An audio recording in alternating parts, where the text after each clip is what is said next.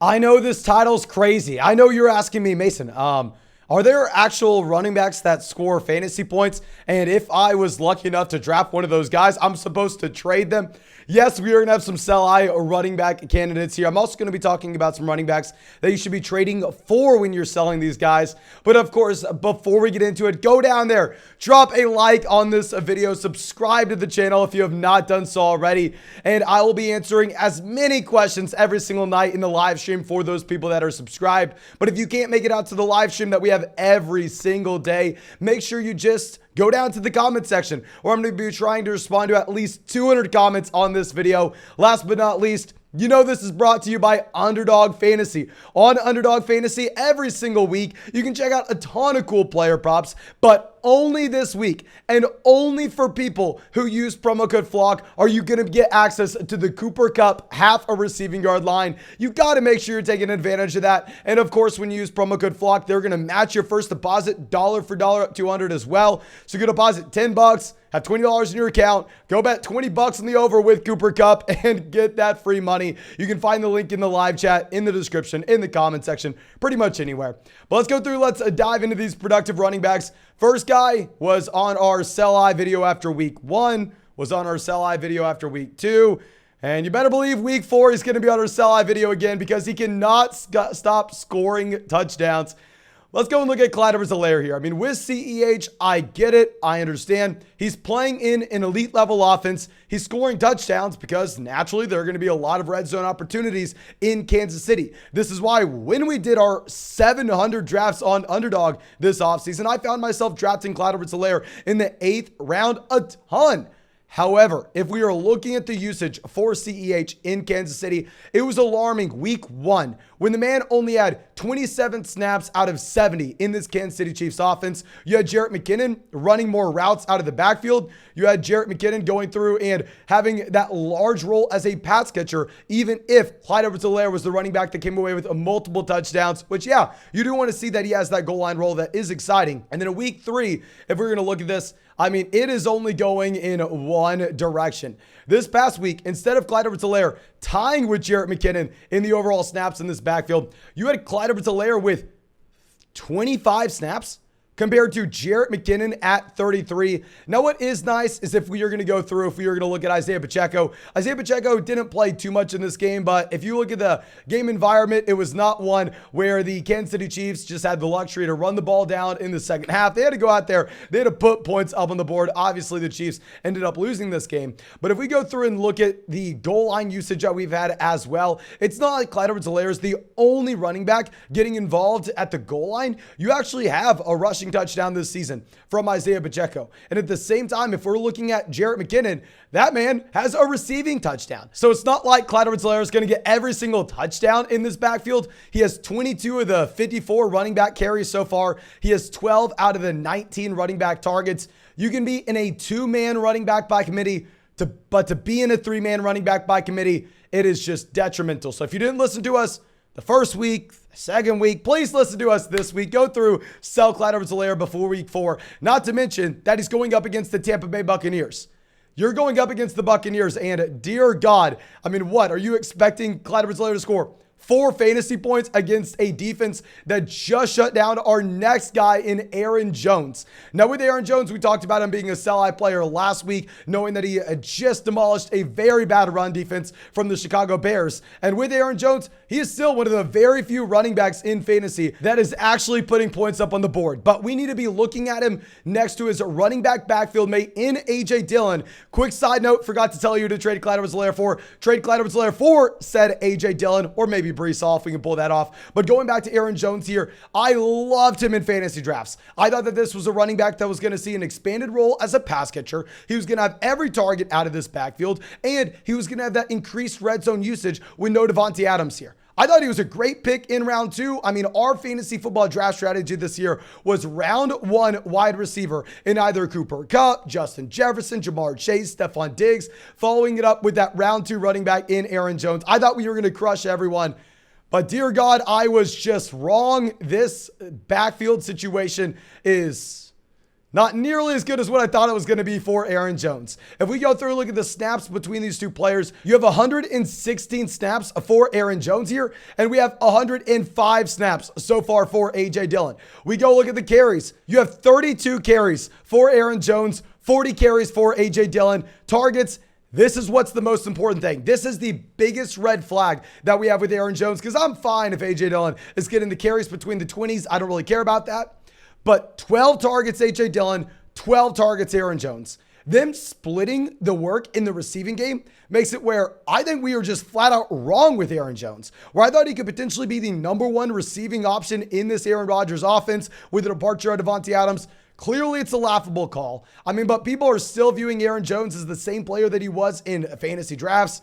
That's not true. This role for A.J. Dillon is significantly larger. Now, of course, over the past 2 weeks, you had Aaron Jones getting used in the red zone. Aaron Jones was approximately this close to scoring a touchdown against the Tampa Bay Buccaneers this past week, but he fumbled at the goal line. Not a good look for Aaron Jones here.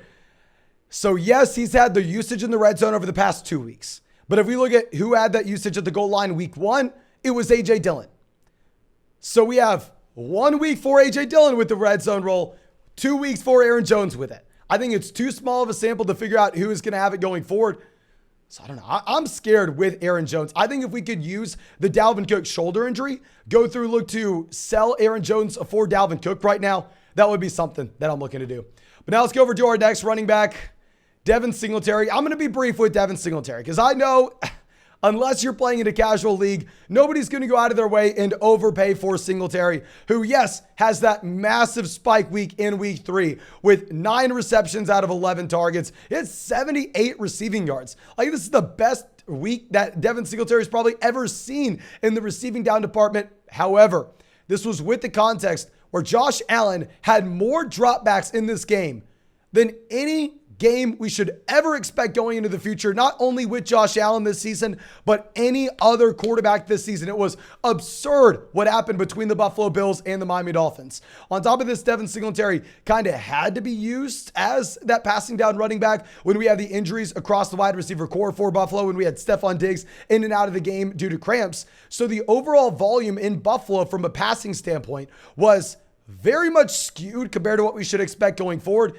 And at the same time, if we're going to be looking at Devin Singletary, hell, I don't know if we are ever going to get consistency. He had 2 targets week 1, 3 targets week 2. I mean, the man at the same time is yet to have a game with more than 10 carries. So if we look at both Zach Moss, James Cook getting involved, the inconsistency for Devin Singletary, and on top of this, Josh Allen stealing rushing touchdowns at the goal line, there are a whole lot of red flags here. Don't think you can start Devin Singletary on a week-to-week basis. You can't trade him straight up for anything, but maybe if we had like Devin Singletary and Curtis Samuel, if we could go through and package those 2 guys together and go get Breece Hall, A.J. Dillon, those running backs we'll be talking about a lot in this video, I think that would be a great call. Now going over and looking at our next RB, he was right next to Clyde Edwards-Helaire in that sell-high video after week 1, even though I drafted Miles Sanders in a lot of leagues in Underdog. He was going in the 9th round. We were looking at an elite Philadelphia Eagles offensive line. And I was saying, okay, well, he's not going to score 0 rushing touchdowns again. Sign me up for some 9th round Miles Sanders. But now I think the value's probably gone a little too far if we're going to look at the breakdown of touches in this backfield. I'm not going to include carries for Jalen Hurts because a lot of those come in dropbacks. And I don't think that's fair to say, oh, the carries that Jalen Hurts is taking is going to be a massive red flag. We'll get to that one second. However, this is a 3-man backfield where Miles Sanders has had 45 out of 65 carries so far this season out of running backs in Philadelphia. And from a target share perspective, the man has had 6 targets. You have both Boston Scott and Kenneth Gainwell. Even if Gainwell is kind of getting phased out here, they're expanding the role for Boston Scott. But you've had both of those running backs getting involved as passing down options.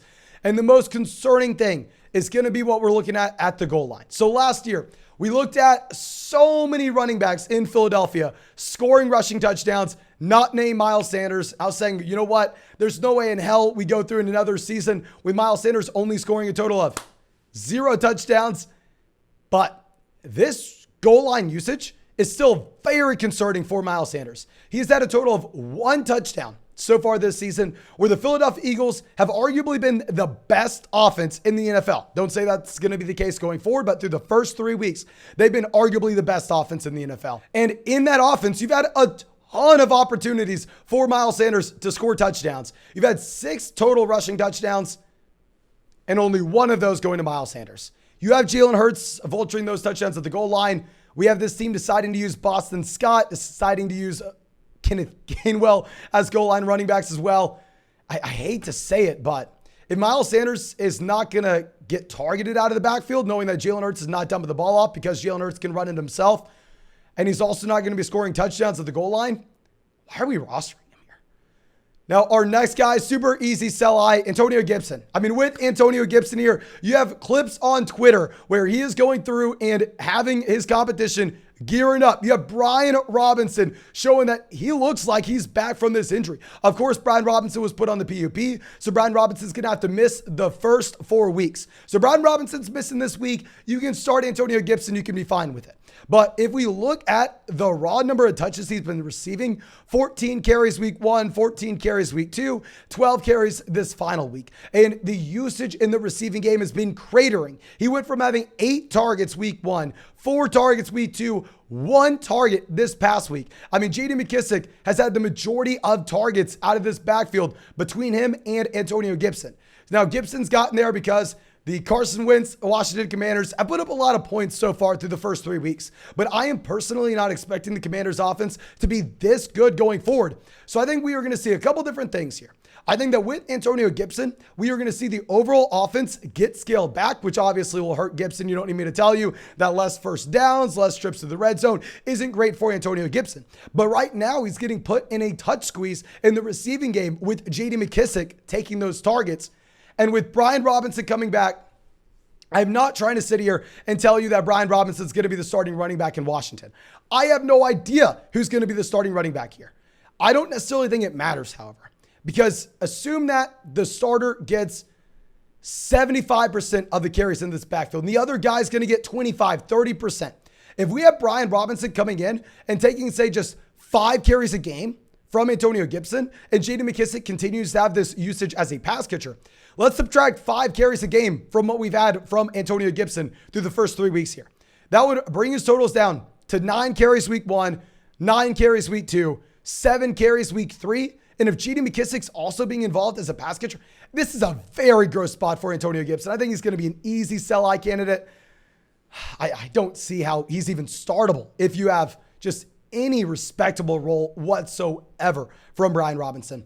But now let's go over to someone that I know a lot of people are going to hate me with. He was a must-start guy for us this past week, Damien Pierce. Now, why was Damien Pierce a must-start guy for us in week 3? You were looking at the matchup against the Chicago Bears as one of the very few matchups that Damien Pierce was actually going to be in a good game environment. Because we know with Pierce, based on the usage we've had over the past 2 weeks, I don't look at week 1. Week 1, remember, Rex Burkhead was the starting running back. That doesn't really matter because Damien Pierce has taken over as the starting running back in Houston. Week 2, however, you had Damien Pierce, 39 snaps, 16 routes run. You had Rex Burkhead, 22 snaps, 20 routes run. Week 3, we see this continued trend. Damien Pierce, 35 snaps, only 9 routes run. Rex Burkhead, 24 snaps, 16 routes run. So clearly Houston does not want to involve Damien Pierce as a passing down running back coming out of this backfield. So I thought that week 3, it would be a fine game environment because the Houston Texans could have potentially beat the Chicago Bears. It was going to be a close contest where we expect that the majority of games, Houston is blown out of the water. They're having to play from behind, and you want your passing down running back in that situation. Now, if we combine the overall game environment that we were going to have between these two teams and how that would suit the role for Damien Pierce in this offense at the same time, it was just a beautiful matchup overall. Because week 1, the Chicago defense gave up 176 rushing yards. Week 2, they gave up 203 rushing yards. Through the first 2 weeks, the Chicago Bears have given up the most rushing yards of any team in the NFL. So all the stars aligned for Damien Pierce to have the best game of his year, for everybody to think that this is some massive Damien Pierce breakout. Where going forward, I don't know. This upcoming week, going up against the Chargers, I don't want to start Damien Pierce in this matchup. Then going up against the Jacksonville Jaguars, where at this point it looks like Jacksonville's probably going to roll the Houston Texans. I don't want to start him in that matchup. The Raiders, maybe that's a little bit of a close game. I'd still imagine the Raiders are heavily favored there. Then a week after that, you have the Philadelphia Eagles. There are so many games here. Pretty much every game you'll look at for the Houston Texans, they're going to be the underdog, and that's not the environment you want from the first and second down grinder running back in Damien Pierce. I think he's a sell-high guy. I would rather have Breece Hall. Give me Breece Hall, please, over Damien Pierce rest of season. Now, that's all I got for you. I really hope you enjoyed this video. Of course, if you did, go down there, drop a like, leave a comment asking any questions you have. I try to get to as many of those comments as I possibly can. Subscribe to the channel. I'll live stream tonight for everyone. And also, make sure you take advantage of this. I worked my ass off for it. You have access to this Cooper Kupp half a receiving yard line if you go use promo code FLOCK on Underdog Fantasy. Only with promo code FLOCK are you going to get this. And at the same time, you will get a 100% deposit match. Go to the link in the description. Go to the link in the comment section. Deposit $10. Have $20 in your account. Go take the over with Cooper Kupp at half a receiving yard. You will see that player prop pop up for you Friday. That will show up Friday for everybody who's used promo code FLOCK before. But thank you again. I appreciate you. I hope you have a great day. And I hope we get to see you with the live stream tonight.